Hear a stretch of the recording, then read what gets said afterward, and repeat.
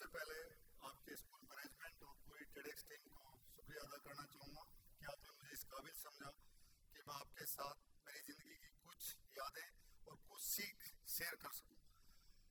हम graduated from arm forces medical college Pune.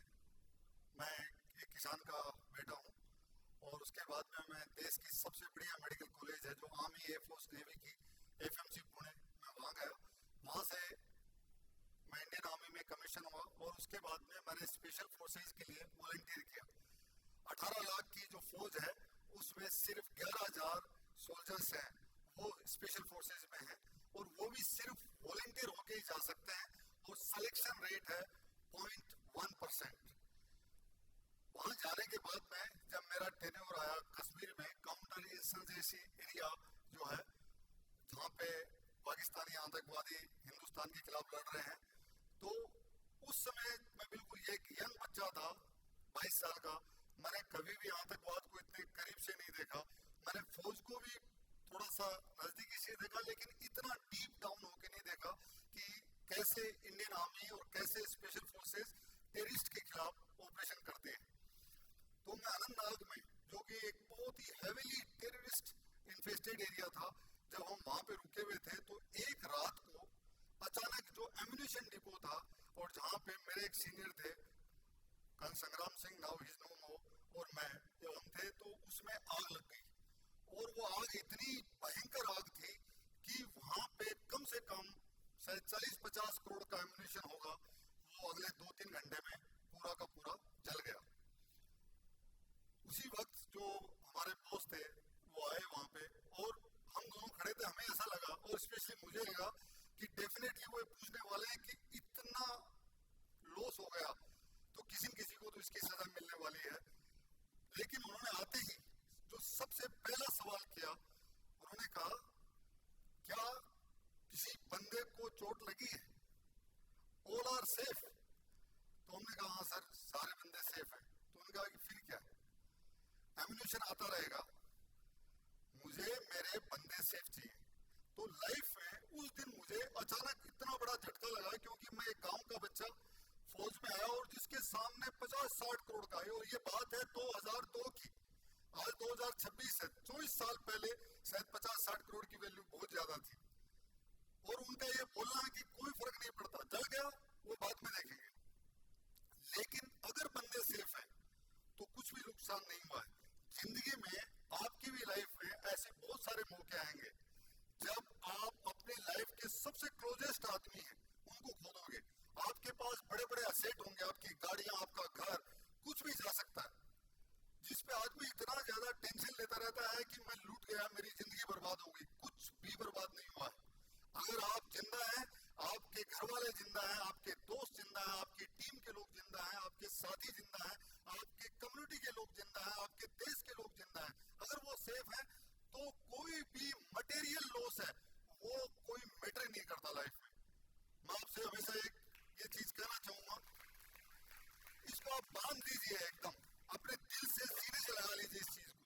बहुत सारे लॉस होंगे, कई बार गर्लफ्रेंड छोड़ के भाग जाएगी, बॉयफ्रेंड छोड़ के भाग जाएगा, कंपनी में लॉस हो जाएगा, ये हो जाएगा, वो हो जाएगा।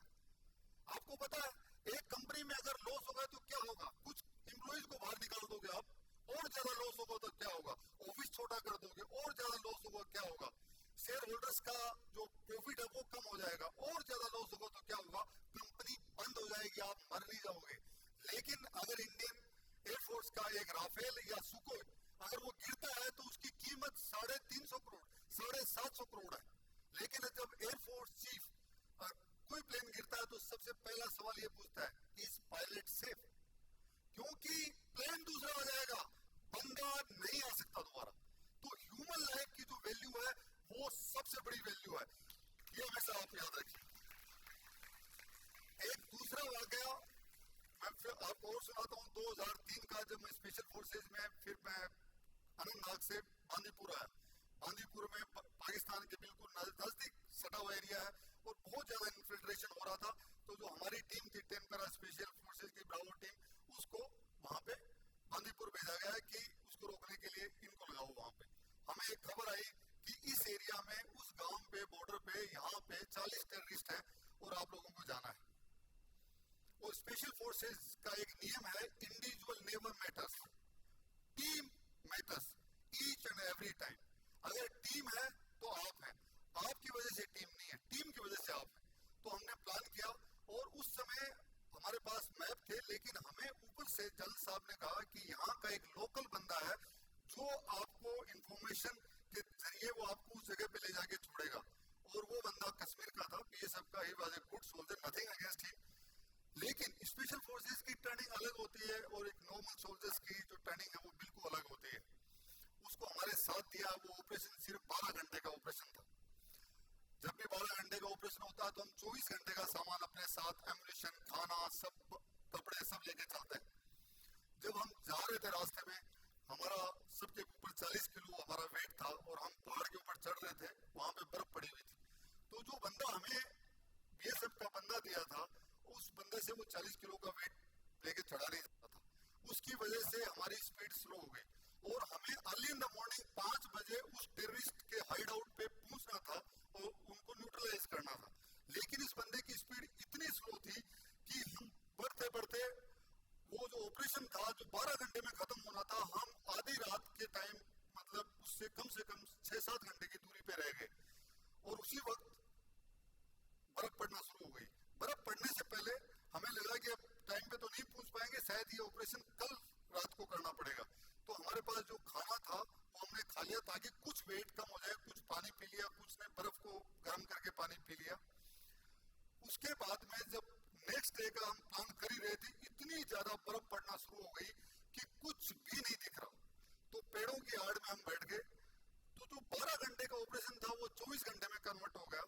बर्फ फिर भी नहीं रुक रही। 24 घंटे का ऑपरेशन 36 में, 36 का 48 में, 48 का 72 आवर्स में, 72 आवर का ऑपरेशन 96 आवर में, और हम उस जगह से हिल नहीं पा रहे। इतनी ज्यादा बर्फ पड़ रही है और हम वहीं पे बर्फ में, वहां पे बंदे खड़े होकर चल रहे हैं, क्योंकि अगर बैठ जाओगे तो बर्फ में आप दब जाओगे या इतनी ठंड से मर जाओगे। सबकी ताकत धीमे धीमे खत्म हो रही है। तो जो खाना हमने खाया था और बचा हुआ खाना हमने बर्फ में दबा दिया था कि कुछ वजन कम हो जाए, हमने खोद के उसी बर्फ को वापस निकाला। और जो अचार जो आप खाते हैं, जिसमें आप आम की गुठली को जो फेंक देते हैं, हमने उस गुठली को भी निकाल के, जो कुछ भी कचरा जो छोड़ा था, उस पूरे कचरे को हमने खाना खाया। उसके बाद में जब बर्फ रुकी तो अगले दिन हमने वो ऑपरेशन किया और 112 घंटे में वो हमने ऑपरेशन कंप्लीट किया। जो हमें 40 लोग मिलने चाहिए थे टेररिस्ट, उसकी जगह हमें सिर्फ 12 ही मिले और बाय गॉड्स ग्रेस हमने 12 को न्यूट्रलाइज किया और हम वापस आए। उस ऑपरेशन से मैं बिल्कुल यंग लड़का था, वो मुझे एक एक चीज आज भी याद है। सबसे पहली चीज मैंने सीखी, आपकी टीम की ताकत is directly proportional to the weakest man of your team. आपकी टीम उतनी ही मजबूत है, आपका देश उतना ही मजबूत है, आपका स्कूल उतना ही मजबूत है, आपका परिवार उतना ही मजबूत है जितना उस परिवार का, देश का, टीम का सबसे कमजोर आदमी जो है वो कितना मजबूत है।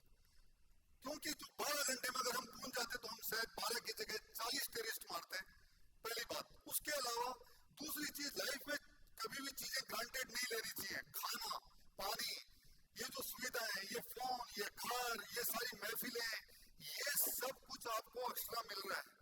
क्योंकि जब बर्फ पड़ती गई थी, जो खाना जो हमने छोड़ के बर्फ में दबा दिया था, उसको फावड़ों से निकाल के, और मुझे आज भी याद है कि उससे मीठा मैंने अचार मेरी जिंदगी में नहीं खाया आज तक।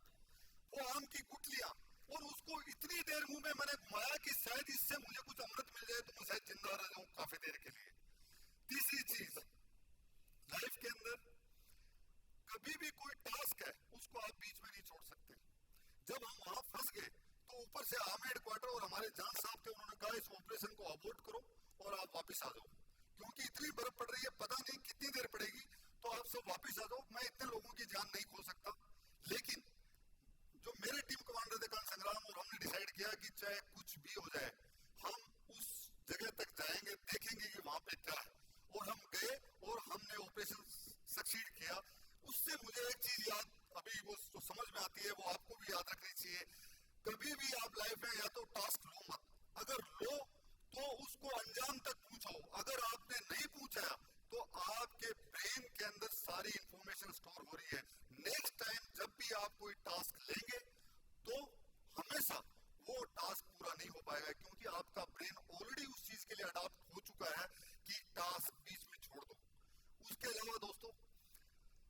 कभी भी जब आप कोई भी बड़ा काम करें लाइफ में, चाहे रिश्ते हो, चाहे कोई एग्जाम हो, चाहे कोई बड़ा टूर्नामेंट हो, चाहे कोई बड़ा मिलिट्री ऑपरेशन हो या कोई नेशनल मूवमेंट हो, हमेशा आप इंट्रोस्पेक्ट जरूर करें।